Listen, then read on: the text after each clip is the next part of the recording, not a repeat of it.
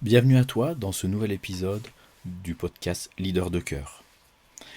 Aujourd'hui, je voudrais d'abord commencer par poser une question. Doit-on continuer à aller droit dans le mur ou changer de paradigme lorsque l'on parle d'entrepreneuriat? Cette équation est difficile à résoudre pour les entrepreneurs et les dirigeants, mais c'est celle qu'ils doivent résoudre actuellement. Parce qu'en fait, le mur, il n'est pas dans 5 ans, il n'est pas dans 10 ans, il est là, il est imminent. Le choc est imminent. Tu peux faire l'autruche et mettre la tête dans le sable pour ne pas voir la situation en face. Tu peux t'inquiéter de ta situation personnelle, de ton train de vie, et c'est tout à fait juste et légitime.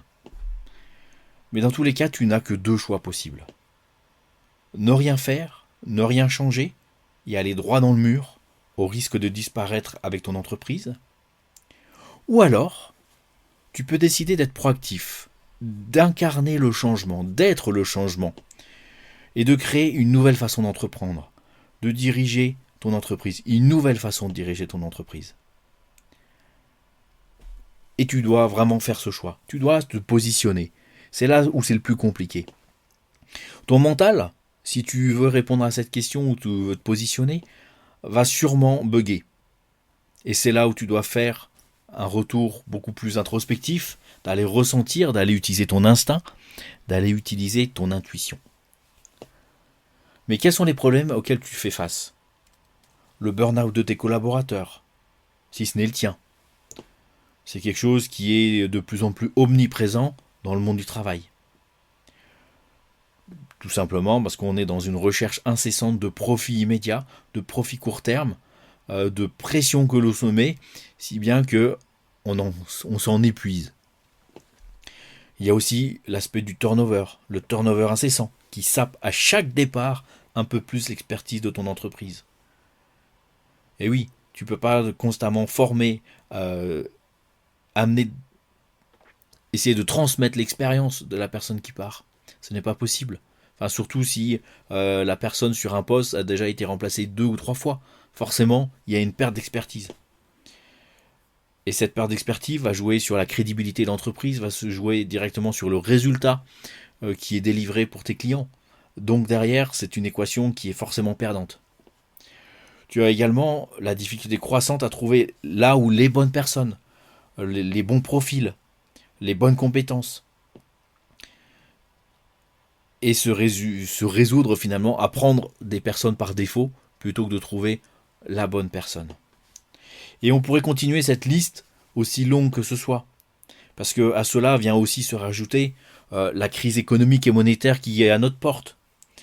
Il y a également la dédollarisation que l'on observe, le monde multimodal avec les BRICS face au G7, etc., etc. Un monde géopolitique, sans parler effectivement des guerres, de tout ce chaos en fait qui est présent dans le monde actuellement.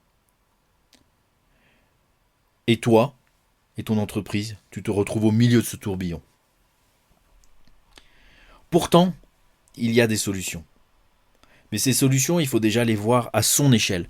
Il faut les voir à son niveau. Il ne faut pas attendre un sauveur à l'extérieur de soi. Il faut en fait simplement utiliser le sauveur qui est à l'intérieur de nous. Pour nous sauver nous-mêmes. Pour réagir, pour être actif. Alors, ces solutions, effectivement, elles sont là. Il y en a. Elles existent. Mais elles demandent des transformations personnelles, des transformations entrepreneuriales importantes. Elles demandent de changer de paradigme, voire de dogme. Elles demandent d'abandonner ses principes, ses croyances, ses certitudes. Elles demandent réellement de changer de paradigme. Et c'est pas moi qui le dis. Bien évidemment, moi j'en suis intimement convaincu. Mais les spécialistes, que ce soit en géopolitique, que ce soit en économie, que ce soit en sociologie, sont unanimes. Il faut opérer un saut quantique du mental égo vers son cœur.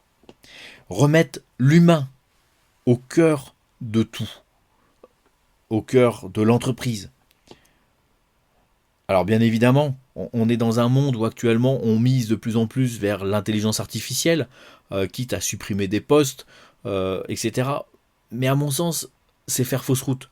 L'intelligence artificielle a bien évidemment son intérêt, mais elle ne remplacera jamais l'intelligence artificielle, ou l'intelligence humaine plutôt j'aurais dire, parce qu'elle n'est pas artificielle cette fois-ci. Et ça, faut pas l'oublier. L'humain reste la clé de voûte de toute entreprise. Et ça commence en fait au sommet de l'entreprise, au dirigeant. C'est le dirigeant qui joue un rôle clé. Il a un rôle prépondérant. C'est lui qui donne le tempo, c'est lui qui va permettre d'amener cette transformation dans l'entreprise. Donc toi, en tant que dirigeant, en tant qu'entrepreneur, tu as vraiment un rôle essentiel à jouer. Alors je reviens sur cet aspect de saut quantique, de mental ego vers le cœur. C'est quelque chose qui est forcément difficile à appréhender, puisqu'on n'a pas été éduqué dans ce sens-là. On a été éduqué à raisonner et non à ressentir. On n'a pas été éduqué à écouter son instinct et son intuition. On a été éduqué à se baser uniquement sur des faits et raisonner sur ces faits, sur la base de ces faits. On n'a pas été éduqué à être, à exprimer qui je suis, avant de chercher à avoir et de faire. Non. Mais heureusement, tout cela s'apprend. Parce que c'est quelque chose qui est inné en chacun de nous. C'est quelque chose simplement qui a besoin de revenir à la surface, qu'on a besoin de redécouvrir. Il faut pour cela accepter de faire voler en éclats nos croyances et nos certitudes. De faire voler en éclats notre ego matérialiste vers le cœur au service de l'humanité. Il faut accepter le principe de la loi de rétribution. Mes actions envers l'humanité sont justement récompensées matériellement. J'ai une vision de ce que mon entreprise peut apporter pour le monde.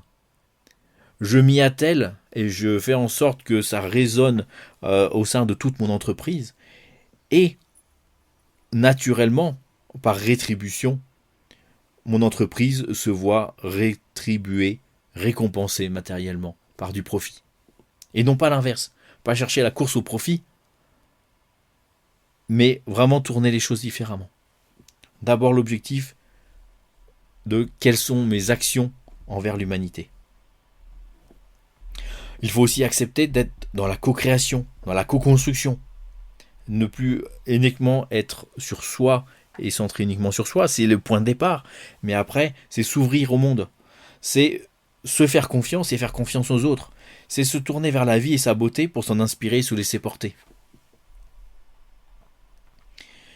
Mais c'est aussi, si on va plus loin, laisser tomber les compétences et les diplômes au profit des talents de chacun. C'est voir quel talent j'aurais besoin pour ce poste. Peu importe que cette personne ait les diplômes ou pas. On peut toujours derrière acquérir ses compétences via des formations. Mais le talent, lui, est déterminant. Le talent, il est basé sur qui je suis. Il est basé sur ma personnalité et la façon dont, la passion quelque part, dont je vais exprimer cette passion, qui je suis, à travers un poste que je vais utiliser, que je vais occuper. Mais c'est également accepter de répartir plus équitablement les richesses au sein de l'entreprise. Parce qu'en fait, chacun apporte sa pierre à l'édifice, à la réussite de l'entreprise. C'est être dans la transparence également. La transparence vis-à-vis de tout le monde au sein de l'entreprise. Lorsqu'il y a des difficultés, encore une fois, toi en tant que dirigeant, tu n'es pas obligé de supporter le poids de ce problème dans sa résolution. Tu peux très bien partager cette problématique au sein de tes équipes pour que chacun y amène aussi sa proposition de résolution. Et on est dans la co-construction, on est dans la co-création.